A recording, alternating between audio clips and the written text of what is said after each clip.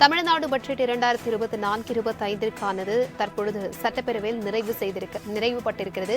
இது குறித்தான கூடுதல் விவரங்களுடன் இணைகிறார் எமது செய்தியாளர் நந்தினி. வணக்கம் நந்தினி. தமிழ்நாடு பட்ஜெட் 2024-25 இது குறித்தான விவரங்களை பட்டியலிடுங்க. 2024-25 ஆண்டிற்கான நிதிநிலை அறிக்கையை நிதித்துறை அமைச்சர் தங்கம் தென்னரசு சட்டப்பேரவையில் தாக்கல் செய்திருக்கிறார். 2 மணி நேரம் 7 நிமிடங்கள் பட்ஜெட் உரையை வாசித்து அமைச்சர் தங்கம் தென்னரசு நிறைவு செய்தார். இந்த பட்ஜெட்டில் பல்வேறு முக்கிய அறிவிப்புகளும் இடம்பெற்றிருக்கிறது. குறிப்பாக துறை வாரியாக நிதி ஒதுக்கீடு விவரம் தொடர்பாகவும் அமைச்சர் தங்கம் தென்னரசு அறிவிப்பு வெளியிட்டிருந்தார். குறிப்பாக சென்னை பூந்தமல்லியில் 500 கோடி ரூபாய் மதிப்பீட்டில் அதிநவீன திரைப்பட நகரம் அமைக்கப்படும் என சட்டப்பேரவையில் அமைச்சர் தங்கம் தென்னரசு உரையாற்றியிருக்கிறார். அது மட்டுமல்லாமல் முதலமைச்சரின் தாய்மானவர் திட்டம் செயல்படுத்த 27,000 கோடி நிதி ஒதுக்கீடு செய்யப்பட்டிருப்பதாகவும் தெரிவிக்கப்பட்டிருக்கிறது.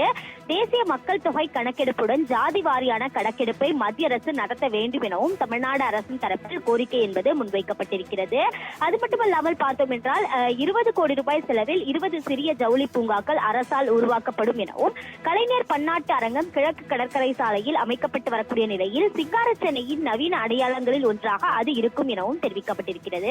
அது மட்டுமல்லாமல் உயர்கல்வி பயில விரும்பக்கூடிய 3ஆம் பாலினத்தவர்களுக்கான அனைத்து செலவையும் அரசே ஏற்கும் என அமைச்சர் தங்கம் தென்னரசு சட்டப்பேரவையில் அறிவிப்பு வெளியிட்டிருக்கிறார். அது மட்டுமல்லாமல் பார்த்தோம் என்றால் பல்வேறு முக்கிய அறிவிப்புகள் இடம்பெற்றிருக்கிறது. தஞ்சை மாவட்டத்தில் 120 கோடி ரூபாய் மதிப்பீட்டில் சிப்காட் பூங்கா அமைக்கப்படும் எனவும் தூத்துக்குடியில் 2000 ஏக்கர் பரப்பளவில் விண்வெளி தொழில் மற்றும் உந்து சக்தி பூங்கா அமைக்கப்படும் என்றும் தெரிவிக்கப்பட்டிருக்கிறது.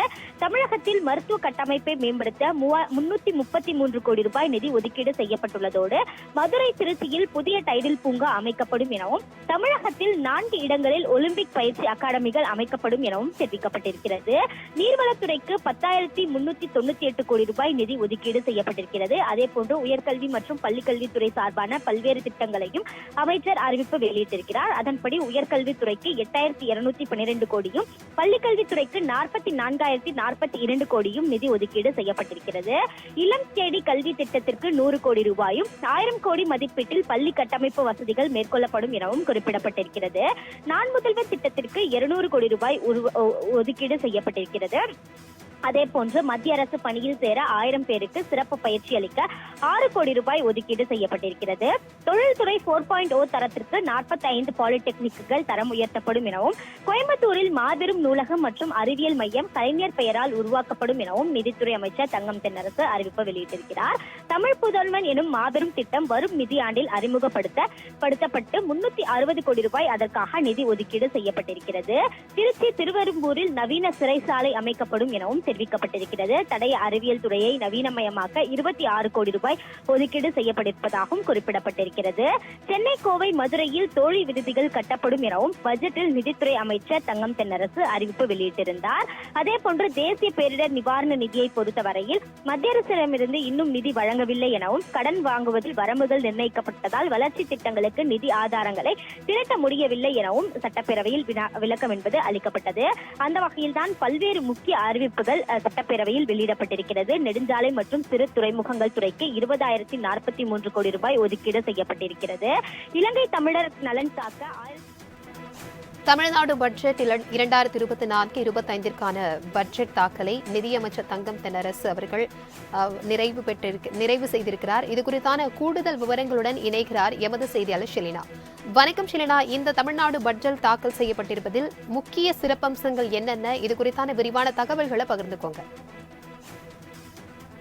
2024-2025 ஆண்டிற்கான தமிழக பட்ஜெட் என்பது இன்று அமைச்சர் தங்கம் தென்னரசு தாக்கல் செய்தார். முதல் முறையாக இந்த பட்ஜெட் என்பது அமைச்சர் தங்கம் தென்னரசு தாக்கல் செய்திருக்கக்கூடிய நிலையில் தமிழகத்திற்காகவும் அதே போல கல்வி, பொருளாதாரம், சுகாதாரம் உள்ளிட்ட பல்வேறு திட்டங்களை புதிய திட்டங்களையும் தற்பொழுது அறிவிப்பு என்பது வெளியிடப்பட்டிருக்கிறது. அதில் குறிப்பாக தஞ்சையில் 120 கோடி மதிப்பீட்டில் சிப்காட் பூங்கா என்பது அமைக்கப்படும் என்றும் மதுரை திருச்சி உள்ளிட்ட இடங்களில் புதிய டைடில் பூங்கா அமைக்கப்படும். தமிழகத்தில் இருக்கக்கூடிய அந்த மருத்துவ உள்கட்டமைப்பை மேம்படுத்த 333 கோடி ரூபாய் என்பது ஒதுக்கீடு என்பது செய்யப்பட்டிருக்கிறது. அதே போல விருதுநகர், சேலம் உள்ளிட்ட இடங்களில் ஜவுளி பூங்கா என்பது அமைக்கப்படும். தூத்துக்குடியில் 2000 ஏக்கர் பரப்பளவில் விண்வெளி தொழில்நுட்பத்தில் உற்பத்தி பூங்கா என்பது அமைக்கப்படும் உள்ளிட்ட பல்வேறு வசதிகளை மேம்படுத்தும் வகையில் புதிய திட்டங்கள் அறிவிப்பு வெளியிடப்பட்டிருக்கிறது.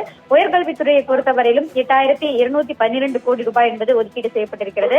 பள்ளிக்கல்வித்துறையை பொறுத்தவரையிலும் 44 கோடி ரூபாய் ஒதுக்கீடு, இல்லம் தேடி கல்வி திட்டத்திற்கு 100 கோடி ரூபாய் என்று பல்வேறு திட்டங்களுக்கு தொடர்பாக அந்த ரூபாய் என்பது ஒதுக்கீடு செய்யப்படும் என்பது தொடர்ச்சியாக வெளியிடப்பட்டார்.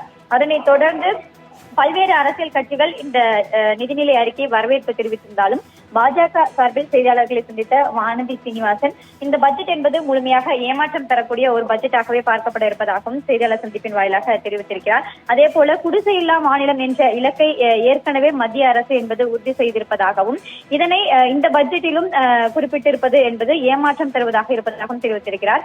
வருவாய் வரி மேம்படுத்துவதற்காக எந்த திட்டமும் இல்லை என்றும் குறிப்பிட்டு அவர் செய்தியாளர் சந்திப்பின் மூலமாக தெரிவித்திருக்கிறார். தகவல்களுக்கு நன்றி ஷெலினா.